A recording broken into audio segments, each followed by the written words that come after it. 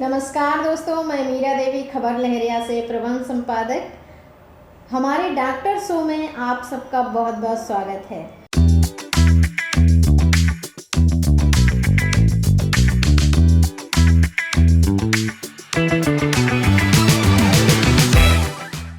मेरे साथ हैं डॉक्टर अर्चना भारती, जो बड़ोखर पीएससी में आयुष चिकित्सक हैं।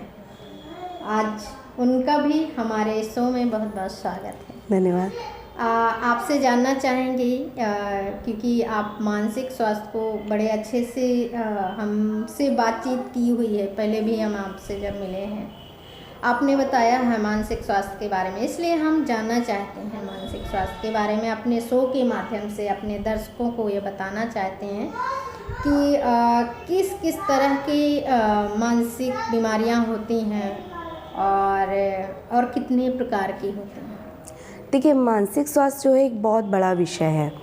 और क्या होता है कि तन के घावों को तो उपचार मिल जाता है, लेकिन मन के घावों को व्यक्ति समझ ही नहीं पाता है।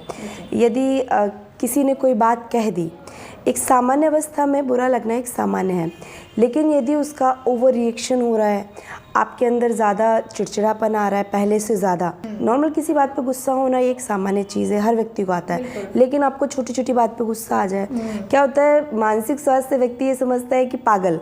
ऐसा नहीं है। आजकल जो हम नई रिसर्चेस कर रहे हैं उसमें ये समझ में आ रहा है कि कई ऐसी छोटी छोटी चीज़ें हैं जिनका संबंध मानसिक स्वास्थ्य से देखा गया है। यदि आपको नींद नहीं आ रही है प्रॉपर, तो उसका भी कहीं ना कहीं मानसिक स्वास्थ्य से संबंध है।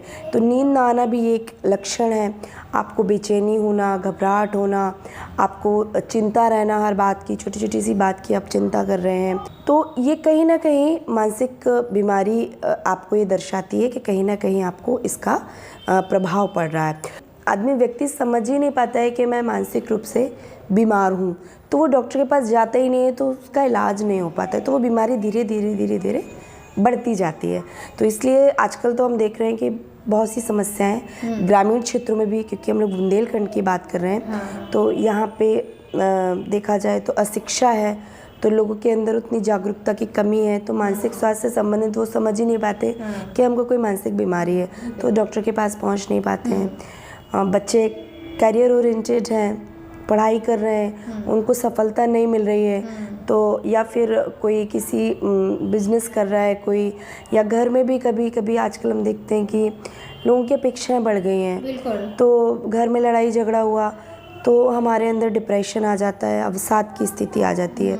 यदि ऐसा लगता है कि हमारे परिवार का या हमारे आसपास का कोई व्यक्ति चुप रहता है, बात नहीं कर रहा है, एक तरीके से सामाजिक रूप से जो है थोड़ा सा कट टाइप का है, तो कहीं ना कहीं हमको ये चिंता करना है कि वो मानसिक रूप से अस्वस्थ हो सकता है। बुंदेलखंड में देखिए, महिलाओं के ऊपर बहुत जिम्मेदारी मैंने देखा है, और स्पेशली ग्रामीण क्षेत्र में घर की जिम्मेदारी भी रहती है उनके ऊपर। यदि गांव में उनके पास जानवर है तो जानवरों का भी काम करना है उनको, सानी वगैरह सब करना है, और खेती किसानी का भी काम करना रहता है। तो ऐसे में कोई भी व्यक्ति वो जब वर्कलोड ज़्यादा होता है तो वो कहीं ना कहीं जाके इरिटेट होता है, और धीरे धीरे करके फिर उसके मानसिक रूप से उनको समस्याएं आ जाती हैं, तो वो नहीं समझ पाती हैं, और यदि समझ भी जाती हैं तो वो डॉक्टर के पास नहीं जाती हैं, क्योंकि इवन बुखार भी आएगा ना, तब भी उनको ये लगता है कि बिना दवाई खाए वो तो अपने आप ठीक हो जाएगा, कोई दिक्कत हो भी रही है। तो लोग वहाँ पर आते हैं इस मानसिक स्वास्थ्य की बीमारी की? हाँ बिल्कुल।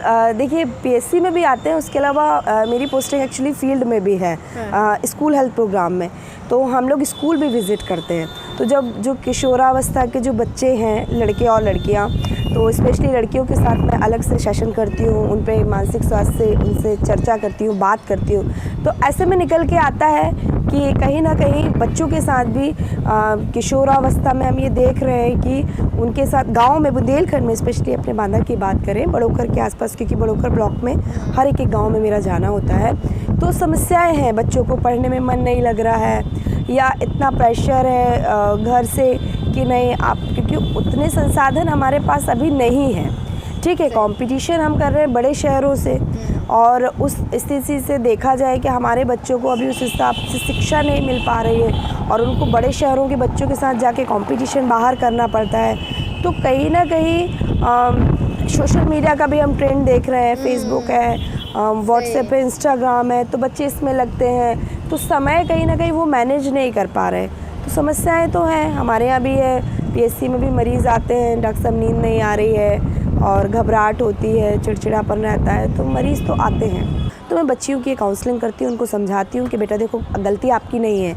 यदि कहीं आपसे कुछ गलत स्टेप हो भी जाता है, मान लीजिए पहली बार नहीं दूसरी बार सही, लेकिन आप अपने परिवार में इस चीज़ को बताइए ताकि आगे आपको और किसी बड़ी समस्या का सामना ना करना पड़े।